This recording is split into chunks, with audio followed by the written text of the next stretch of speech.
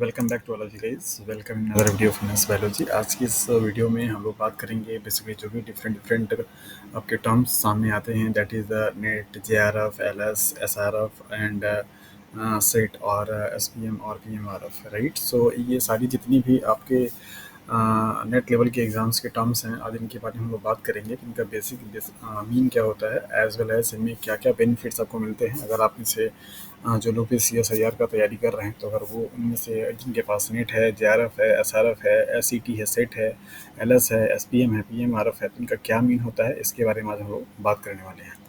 सो जैसा कि आपको यहाँ पे दिखाई दे रहा है, that is NET is stand for the National Eligibility Test, जो कि नेशनल लेवल पे एग्ज़ाम्स कराए जाते हैं। और एग्ज़ाम्स कराने के लिए यहाँ पे कई सारी गवर्निंग बॉडीज़ होती हैं, लाइक जैसे CSIR है, CSIR एग्ज़ाम कराती है, राइट। और ICMR है, ICAR है, ये सारी फंडिंग एजेंसी हैं जो कि नेशनल एलिजिबिलिटी टेस्ट का एग्ज़ाम्स कराती है नेट के नाम से। अब ये नेट का जो रिजल्ट आता है वो दो कैटेगरी में क्या होता है, कैटेगराइज होता है। नंबर पहला, दैट इज़ लेक्चरशिप के लिए, मतलब जो लोगों की रैंक लोअर होती है उनको नेट एरस का सर्टिफिकेट मिलता है, दैट मीन्स लेक्चरशिप का सर्टिफिकेट मिलता है, और वो इस सर्टिफिकेट को लेकर के असिस्टेंट प्रोफेसर के लिए अप्लाई कर सकते हैं या फिर कहीं पे प्रोजेक्ट में ज्वाइन करने के लिए अप्लाई कर सकते हैं। जो टॉप रैंकर्स होते हैं, होल्डर्स होते हैं, उनको JRF का सर्टिफिकेट दिया जाता है। और JRF का फुल फॉर्म है, that is the junior research fellowship, जिनको कि अगर वो कहीं पे भी पूरे ओवर इंडिया लेवल पे, चाहे किसी यूनिवर्सिटी में, चाहे किसी रिसर्च सेंटर में अगर जाकर के PhD में एडमिशन कर लेते हैं और PhD अपनी क्या करते हैं, एक्टिवेट कराते हैं, तो उनको पर मंथली इतना 31,000 रुपये पर मंथली क्या मिलता है, फेलोशिप मिलती है, राइट। ये फेलोशिप स्टार्टिंग के 2 साल तक मिलता है, फिर इसके बाद तीसरे साल में जैसे ही जाता है तो वहाँ पे अपग्रेडेशन हो जाता है, जिसको कि SRF बोला जाता है, जिसका फुल फॉर्म है सीनियर रिसर्च फेलोशिप। और ये फेलोशिप अब बढ़ करके बेसिकली 35,000 पर मंथली हो जाती है। ओके, तो कोई भी कैंडिडेट अगर CSIR का या UGC का या DBT का JRF क्वालिफाई करता है, तो अगर उस PhD में एडमिशन लेगा तो उसको बेसिकली 31,000 रुपये पर मंथली मिलता है स्टार्टिंग के 2 ईयर्स के लिए। स्टार्टिंग के 2 साल आपको मिलेगा, that is this one, and उसके बाद कन्वर्जन किस में हो जाएगा, SRF में, और फिर मिलेगा आपको उसके बाद 35,000।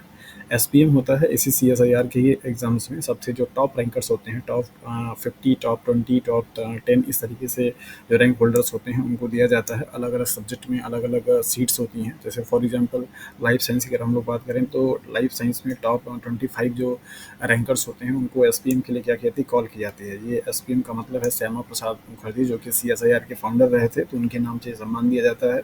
तो जो भी CSIR के एग्ज़ाम्स में सबसे स्टार्टिंग से 1 से लेकर के 25 तक के रैंक होल्डर्स होते हैं, वो बेसिकली SPM कॉल की जाती है, उनका इंटरव्यू होता है, और अगर वो क्वालिफाई हो जाते हैं उसमें, तो उनको फिर कहीं वो PhD में एडमिशन कर लेते हैं, तो उनको 42,000 रुपये पर मंथ की फेलोशिप मिलती है, और उनको अलग से वेटेज भी दिया जाता है। इसकी नेक्स्ट बात है PMRF के बारे में, that is the prime minister research fellowship. और ये अगर आप PhD में एडमिशन लिए हुए हैं और आपके PhD में एडमिशन लेने का 2 साल के अगर आप अंदर में हैं, तो आपकी यूनिवर्सिटी जो है वहाँ से फॉर्म आता है, वहाँ से फॉर्म अप्लाई करेंगे। इसके बाद उनका इंटरव्यू होता है। सिलेक्शन प्रोसीजर हो जाने के बाद अगर सिलेक्शन हो जाता है तो आपको 70,000 पर मंथली स्टार्टिंग के 2 साल में मिलता है। फिर इसके बाद तीसरे साल में आपको 75 हो जाएगा, चौथे साल में, पाँचवें साल में आपको 80,000 रुपये मिलता है।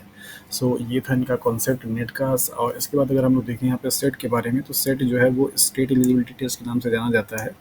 हर स्टेट का अलग अलग अपना स्टेट का एग्ज़ाम होता है, और जिस स्टेट के लिए वो एग्ज़ाम होगा, सिर्फ आप उसी स्टेट में अगर ये सर्टिफिकेट आपके पास हो जाता है, तो आप उस स्टेट में निकलने वाले असिस्टेंट प्रोफेसर के पोस्ट की, मीन्स AP की जो पोस्ट निकलती है, उस पोस्ट को फॉर्म को फिल करने के लिए आप एलिजिबल हो जाते हैं। जैसे फॉर एग्जांपल अगर अभी MP SCT की बात करें अगर हम लोग, तो MP में SCT का फॉर्म आया हुआ है, तो अगर आप वहाँ के फॉर्म को फिल करते हैं तो आपका इस तरीके से हो जाता है।